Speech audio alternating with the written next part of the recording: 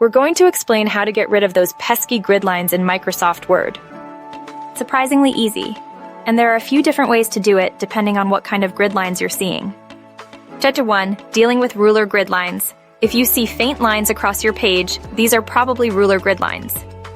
These help you visually align text and objects. To turn them off, look at the ruler at the top and left of your Word document. You'll usually find small grid line icons. Click them to toggle the grid lines on or off. If you don't see the ruler, go to the View tab and check Ruler. 2. Removing grid lines in tables. Sometimes what look like grid lines are actually the borders of a table. If you've inserted a table, the grid lines are there to help you see the cells.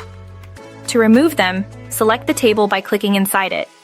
Then go to the Table Design tab that appears at the top. You'll see a Borders section with various border options.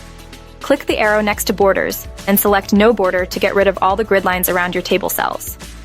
You can also selectively remove borders from individual cells if you only want to remove some of the grid lines. 3. Disabling background grid lines. Some users customize Word to show a background grid. This isn't a default setting but is useful for precise layout. These often show as lighter lines across the entire page. To get rid of these, go to the View tab.